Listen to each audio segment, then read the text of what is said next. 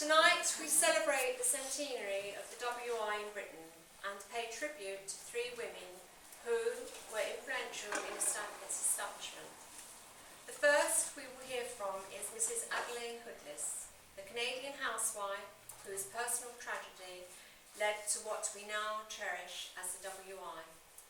Mrs. Hoodless.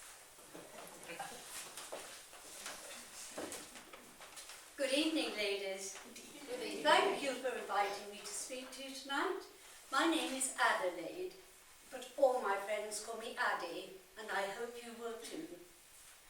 I think the best place is to start at the beginning. I was born in 1857 on our family farm, the Homestead, which was quite isolated near St George, just west of Toronto, Canada. My father died a few months after my birth, but my mother, Jane, she continued to manage the farm and our large household. What a good role model she was for us. I attended the local school, and then I went on to the ladies' college, at that time staying with my sister Lizzie. It was whilst I was there I met my husband, John Hoodless. Oh, how my life changed.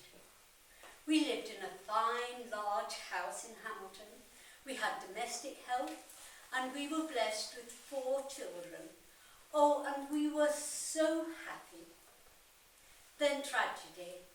Our darling baby, John Harold, died. He was 14 months old. I blamed myself. It was summer complaint, and I felt sure that the fever came from contaminated milk, and that with more knowledge, I could have prevented it. The death of that dear child was a catalyst for my many campaigns. I wanted to make sure that all women could learn how to prevent such deaths. After all, no higher vocation has been or ever will be given to women than that of homemaker and citizen builder. In Canada at this time, 20% of children died before their 5th birthday. You must agree those are shocking figures. Though I'm rather embarrassed to say, but my dogged determination, domestic science became part of the curriculum in all Ontario schools, and dedicated teacher facilities were established. But enough of that. You want to know how the first Women's Institute was formed in Canada. In December 1896, I addressed the Ontario Agricultural College. The title of my talk was, "Is it of greater importance that a farmer should know more about the scientific care of his sheep and cattle than a farmer's wife should know how to care for her family?" The secretary of the Farmers' Institute at Stony Creek, a gentleman by the name of Mr. Erland Lee, heard me speak and invited me to speak at his ladies' night of his institute. The following February, 35 women attended this meeting, and I spoke about the importance of domestic science education for girls and about homecraft, cooking, sewing, and most important, hygiene. The sorts of things that women of all ages and intellects could learn and benefit from.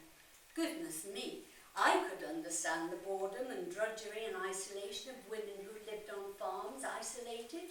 After all, I was born and raised on an isolated farm. Then I made the suggestion, why not form a sister institute to the Farmers' Institute, a sort of club where women could go and learn and speak from speakers and from each other. Erland asked for a show of hands, and imagine our surprise when all hands were raised. So just 1 week later, I found myself back in Stony Creek, and despite dreadfully stormy weather, I was addressing 100 women. After much discussion, the first Women's Institute was formed, and I was invited to be honorary chairman, an honour I was very happy to accept. Gradually the work the word spread, and more institutes were formed. And in 1900, the Government of Ontario promised an annual grant of $10 for each institute. Our aims were this: 1, to promote the knowledge of household science, which shall lead to improvements in household architecture with special attention to home sanitation. 2, to a better understanding of the economic and hygienic value of foods, fuels, and to a more scientific care of children, with a view to raising the general standard of our health of our people. We would encourage lots of interest: art, music, horticulture, hygiene, cookery, and many others too. Membership was open to everybody, and regular meetings would be held. So women could enjoy the opportunity of meeting together and forming friendships as well as to learn. Some time later, I was fortunate enough to visit London to speak about our pioneering work and to meet again with Lady Aberdeen, who had been based in Canada for 5 years with her husband when he was the Governor-General. We had worked together at that time to set up the Victorian Order of Nurses, who pioneered health services for up-country women and their children. It was some years later that the Women's Institute was established in Great Britain, and this was largely due to the hard work and dedication of my very good friend, Madge Watt. Thank you all, and good evening to you.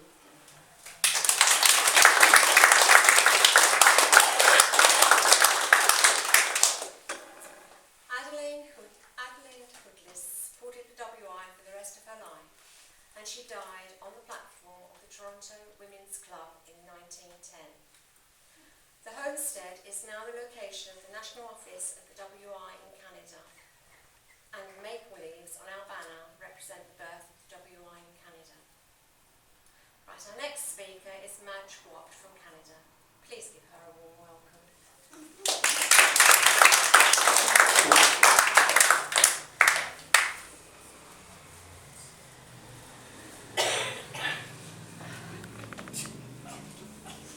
Good evening, ladies.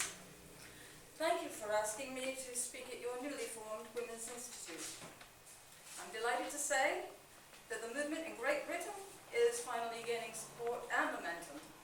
God knows that hasn't always been the case, but I shall speak about that shortly. First, let me tell you a little about myself and how I came to be so passionate about helping to establish the Women's Institute here. You can probably tell from my rather colonial accent that I'm not a native of these shores. I was born Margaret Rose Robertson in 1868 in Ontario. By the way, just call me Madge, everyone does. My parents were educationalists, so I had an academic background and was fortunate enough to gain a humanities degree from the University of Toronto. This was followed by a career as a journalist, in which I was engaged until meeting and marrying Dr. Alfred Tennyson Watt in 1893. We had our first son in 1896 and a second in 1906. Although I do support progressive ideals for women, I feel strongly that the qualities of femininity are not to be ignored. In 1907, after the birth of my second son, I became a founding member of the first WI in British Columbia and became a lecturer and organizer, as well as serving as secretary to the Advisory Board of Women for the Department of Agriculture of British Columbia. Of course, I had to give up the journalism. I just didn't have time for everything. But then my world fell apart in 1913 when Alfred died. Well, he committed suicide, if I must be honest. You see, he had been accused of professional misconduct, and this had plunged him into the depths of depression. He was being treated in hospital when he just couldn't take it anymore and jumped from a window. I think you will understand that having a husband who died in such dishonorable circumstances meant that I could no longer remain in Canada. Oh, he was exonerated, by the way, but by then it was too late. So here I am in England. We arrived that same year, 1913. It seemed a logical place to go, with two fatherless boys, aged 7 and 17. With the education system so good here, I was able to send them off to public school as boarders. This gave me plenty of spare time, so I could throw myself into my latest mission, building on the very good work done already by my friend Adelaide Woodless and establishing the WI in Britain. Now, as I have already hinted, it hasn't been plain sailing. I know I'm not the easiest person in the world to deal with, and you nice English folk just aren't used to being ordered about by a colonial. But my goodness, ladies, it was difficult enough to get those women to come out to meetings in the first place. Country women often tend to keep themselves to themselves, but that is lonely and dull. They said they wanted independence, but half of them had to ask their husband's permission to go to the meetings. One town even had a curfew for women. Can you believe it? And they were so inhibited by this blasted class system you have over here. Thank heavens we don't have that problem in Canada. Social and intellectual hierarchies simply cannot exist here at the Women's Institute. That is written in our Constitution and is there for a reason. Some men are horrified at the thought of a club for educating women, but as that great Irish reformer Horace Plunkett said, the best help is self-help.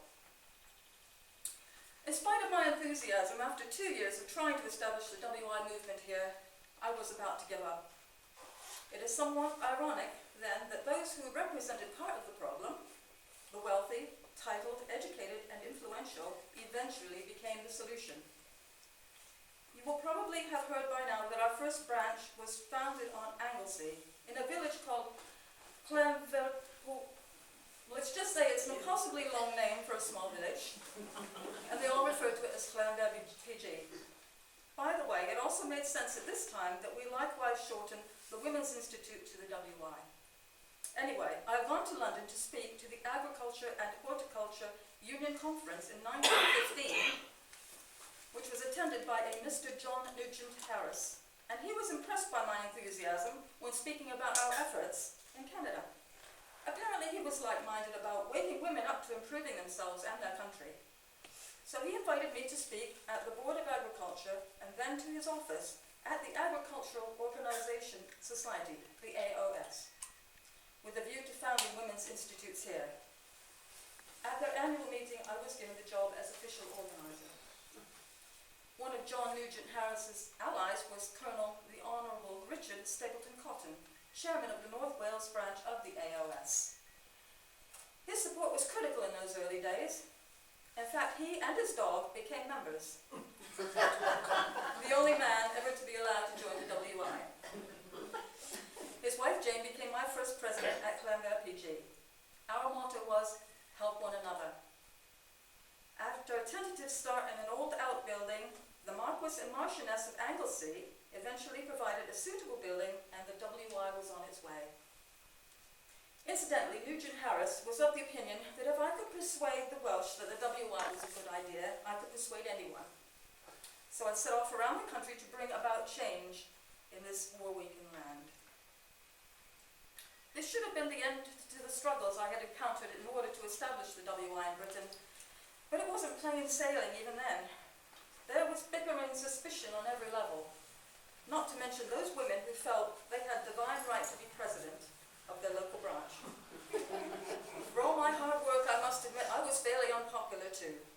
My squat frame and untidy appearance was constantly commented upon, as was my bullish insistence that Britain follow closely the Canadian guidelines for the Institute, in spite of the rather differing national characteristics.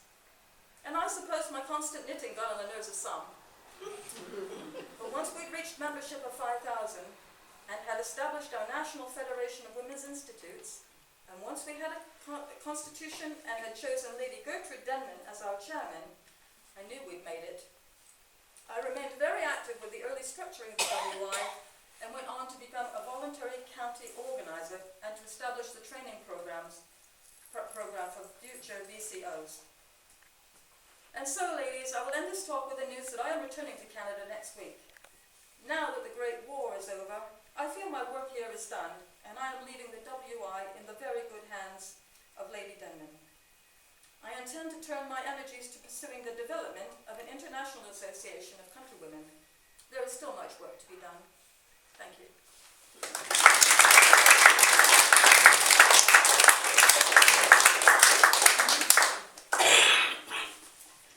Madge's new vision eventually became a reality in the form of the ACWW project, the Associated Country Women of the World, which still exists today and benefits from the pennies which we put underneath our Flower of the Month competition saucers. An avenue of lime trees was planted at Denman College in memory of Madge Watts. And now I'd like to introduce our final guest this evening, Lady Gertrude Denman.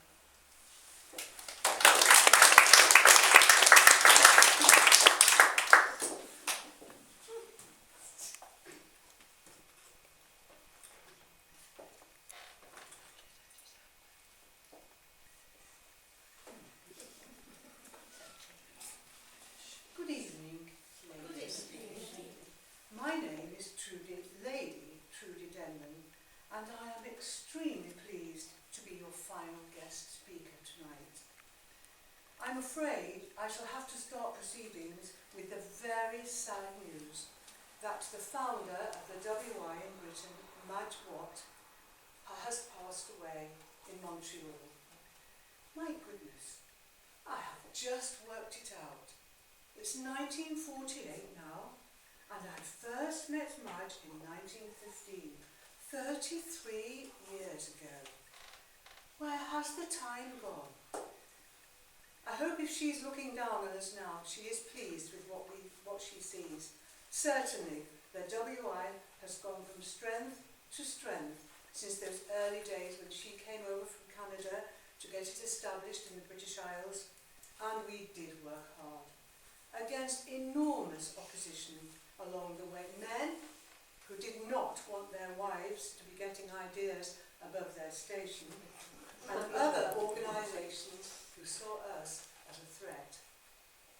I was chairman of the National Federation of Women's Institutes for 29 years, and whilst I am also proud of my directorship of the Women's Land Army during the Second World War, the amazing contribution the WI has made to the war effort of 2 world wars, and the impact this organisation has had on the lives of women is tremendous.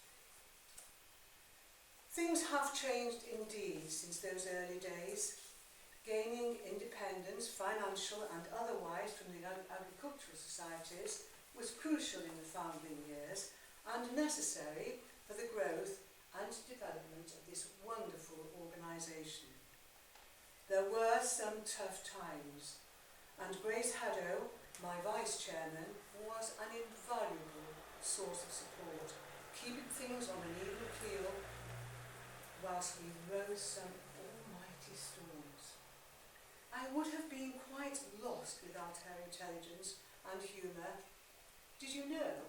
It was because of Grace that we all sing Jerusalem. Poor dear Grace. I mustn't digress, but the whole business of choosing a song to represent the WI drove her to distraction. Hearing of Madge's passing has caused me to reflect on my own mortality and also to reflect on my life. But before I continue, I should remind you that I am aware of the opinions of others that have gathered over the years. I am apparently renowned for being aloof and rather serious, but I believe I have taken my social responsibilities very seriously, and I have also had some rather jolly times along the way. My background is one of enormous privilege and afforded me many opportunities and many adventures. I was able to travel the world with my father, Wheatman, whose company was responsible for installing rail tracks throughout North America, and for the discovery of one of the world's largest oil fields. I attended finishing school in Dresden, Germany, and when I was just 18, and being presented to the court of King Edward VII, I met my future husband, Lord Thomas Denman. It was a marriage of duty rather than love, but my parents thought it would be a good match. We had a military background, and whilst not a wealthy man, had inherited a peerage from his uncle. And my parents felt that this would aid me in becoming influential in politics. Thomas was 10 years my senior, and I married him when I was just 19. We lived at Malcolm Place, a beautiful 3,000-acre estate and mansion, a gift from my parents, and there we brought up our 2 children, Thomas and Judith. I enjoyed those years on the estate.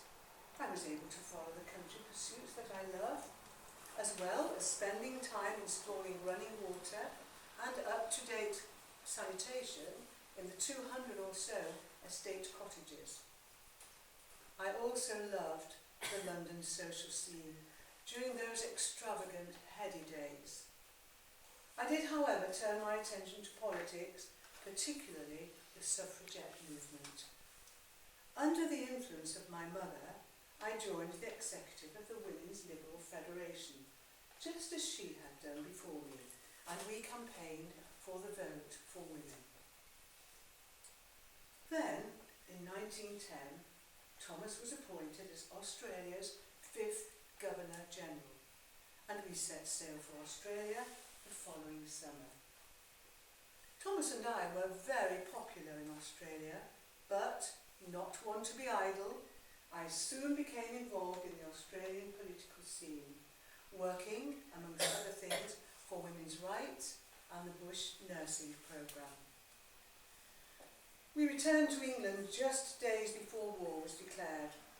Thomas went straight off to join the Middlesex Yeomanry, and I immersed myself in charities for soldiers and the Women's Department of the Poultry Association. Oh, excuse me, ladies, I just need to hide my handkerchief.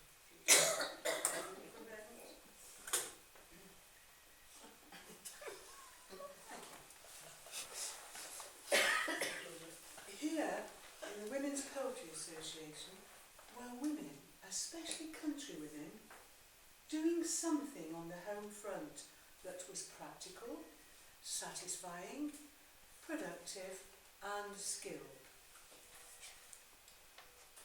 Now, if you would allow me, I would like to share something of my personal life at this point. I am afraid I was experiencing growing unease over my marriage. My younger brother was one of the first casualties of war, and a very dear Australian friend from Government House was killed at Gallipoli. And these shattering events brought home to me how desperately short life is. Too short to waste on regret. I'm sad to say that life wasn't rosy between us. Thomas was sickly, and my heavy smoking aggravated his asthma. I wrote to Thomas suggesting that for both our sakes we should part. He was aghast and begged me not to leave him. So we remained together, tolerating each other for the rest of our lives. In 1916 I had become involved with the WI, and it felt that so much that I had done in my life had been leading up to this. I was chair of the National Federation of Women's Institutes for 29 years, and I feel honoured that I have been able to make such a constructive contribution to this wonderful organisation that has done so much for the women of this country. And now that I'm retired from the WI, I try to stay active, and I spend a lot of time in my beloved garden. I am delighted to see the WI continuing to grow, and women in Britain gaining more independence as each year passes. Thank you for being a part of this wonderful movement. And as you attend your meetings, keep in mind these famous words written by my dear friend and NFWI's Vice Chairman, Grace Haddow. The Women's Institute is for all alike. All gentle and simple, learned and unlearned.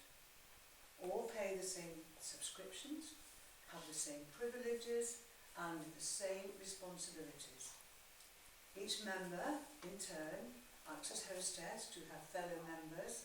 Each puts her own experience and her own practical knowledge at the service of the rest. Thank you, ladies, for listening to me, and my very best wishes to you all. Thank you.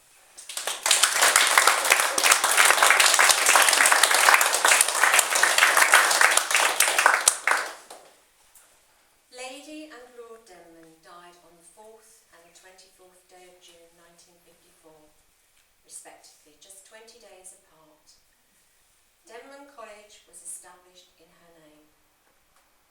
And to round off the evening, a short word on how Jerusalem became our signature tune, and alluded by Lady Denman.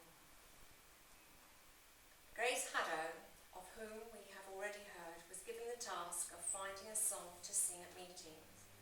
For the first 9 years, many WIs sang a hymn or said a prayer at meetings, although the WI was and is non-sectarian. It was thought that a shared institute song would bring the membership together.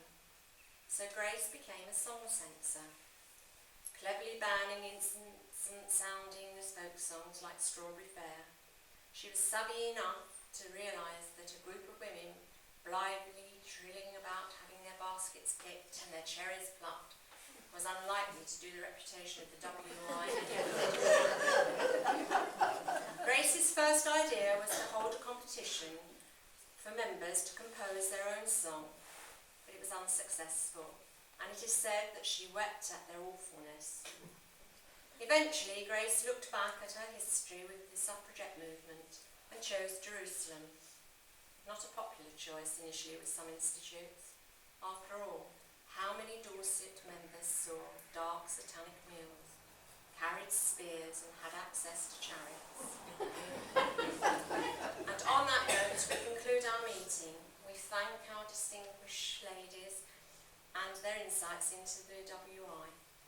And we would now like to extend an invitation to you all to join with us for some refreshments.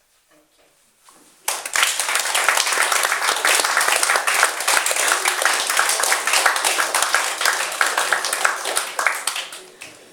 Before we do that, can I just give a vote of thanks to our honoured guests and our compere. I would like to just tell you that